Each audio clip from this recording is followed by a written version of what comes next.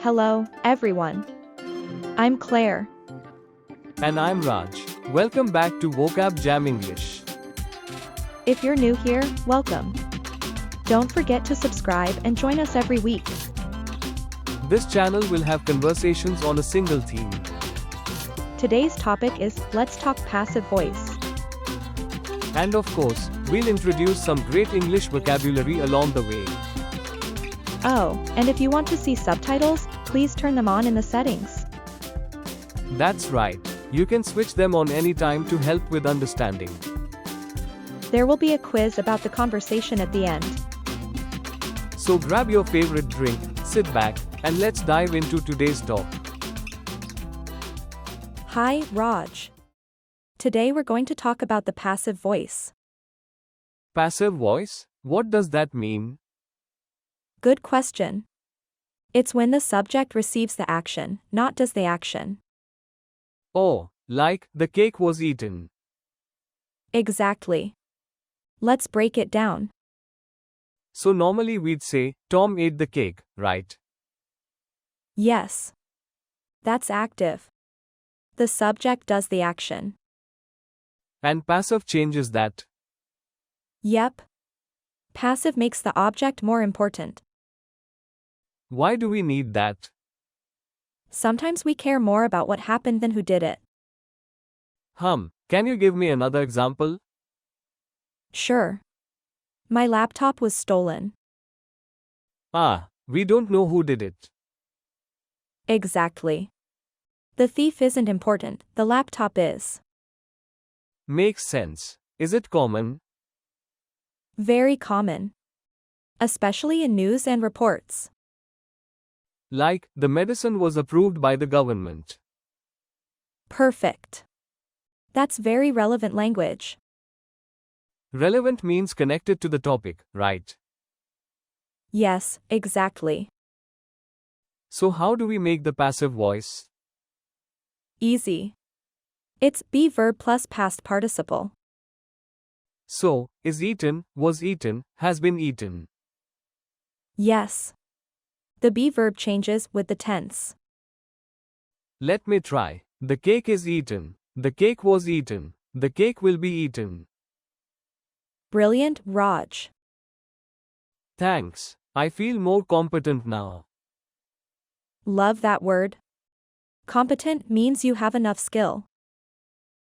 Great. I'll try to become a competent English speaker. You're doing fantastic already. Why else do we use passive voice? It also sounds more objective. Objective, like not showing feelings. Exactly. It's neutral and formal. Like in science. Yes. The data was collected carefully. Got it. Collected by scientists, right? Right, but often we skip by them because it's obvious. So it's more efficient. Yes.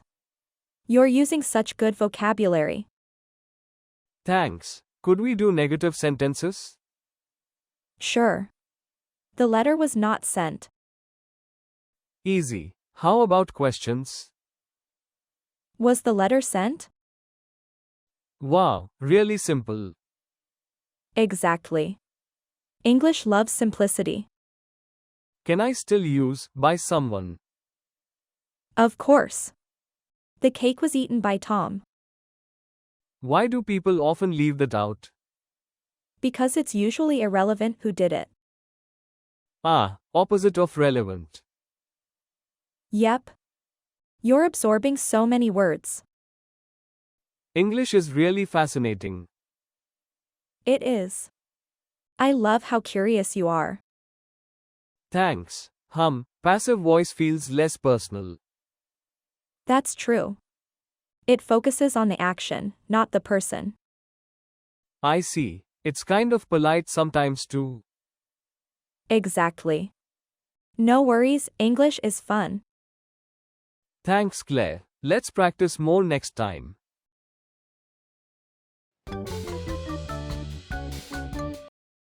All right. Now it's time for our vocabulary corner.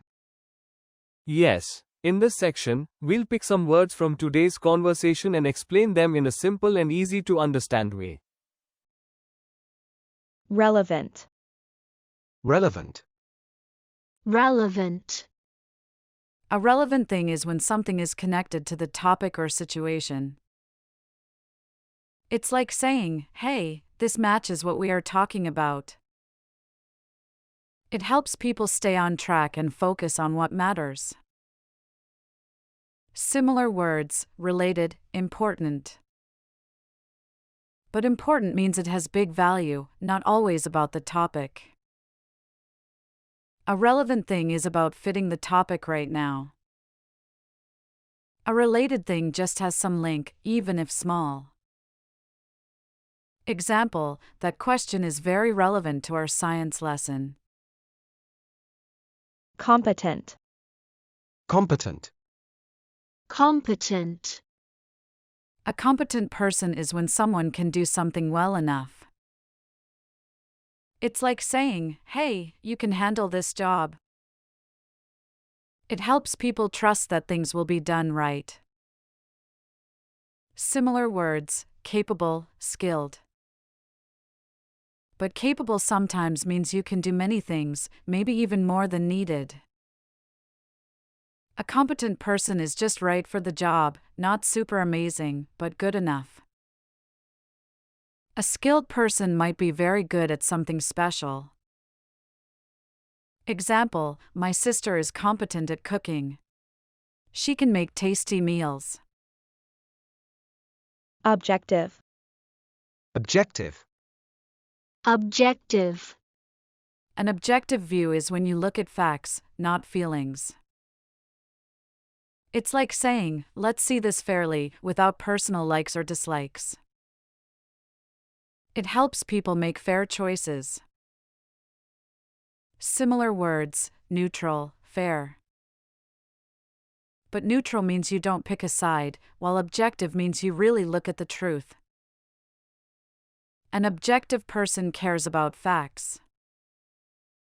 A neutral person just stays in the middle.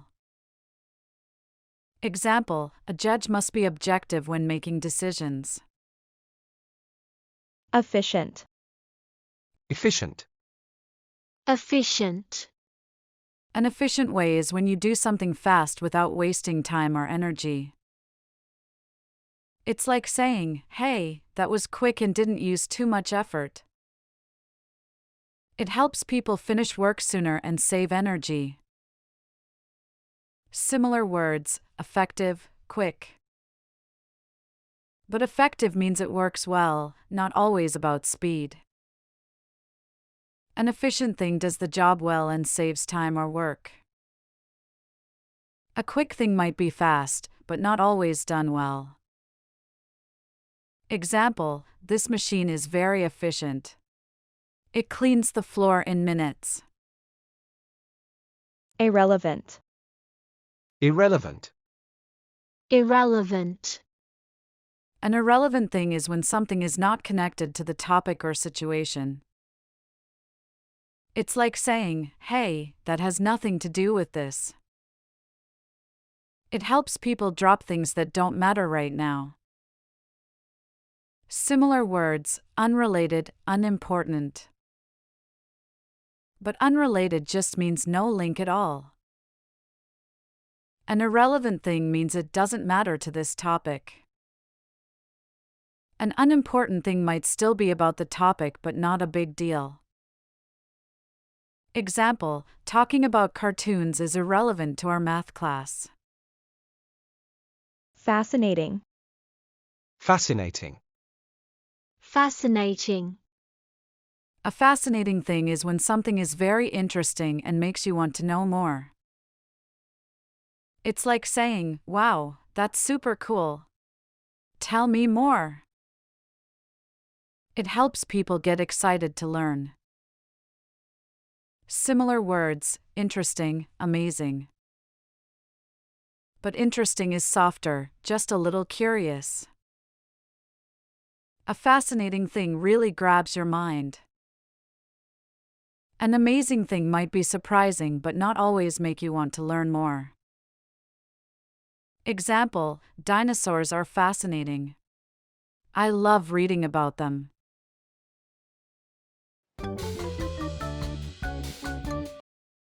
All right. It's time for the quiz corner. In this section, we'll ask questions based on today's conversation. 1. What is the passive voice? A. When the subject does the action. B. When the subject receives the action. C. When the object does the action. Correct answer, B. When the subject receives the action. 2. Why do we sometimes use the passive voice? A. Because we care more about who did it. B. Because it's faster to say. C. Because we care more about what happened than who did it. Correct answer, C. Because we care more about what happened than who did it. 3. How do you form the passive voice? A. Do plus verb. B. Be verb plus past participle. C. Have plus ing form.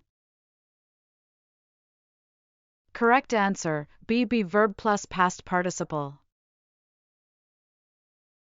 4. Why do people often leave out by someone in a passive sentence? A. Because it's not grammatical. B. Because it's usually irrelevant who did it. C. Because it's more polite. Correct answer, B. Because it's usually irrelevant who did it. 5. What does competent mean? A. To have enough skill. B. To be very emotional. C. To be completely neutral. Correct answer, A. To have enough skill. All right, we're coming to the end of today's episode. If you enjoyed today's episode, don't forget to like and subscribe to our channel. It really helps us out. All right, see you in the next episode. See you next time.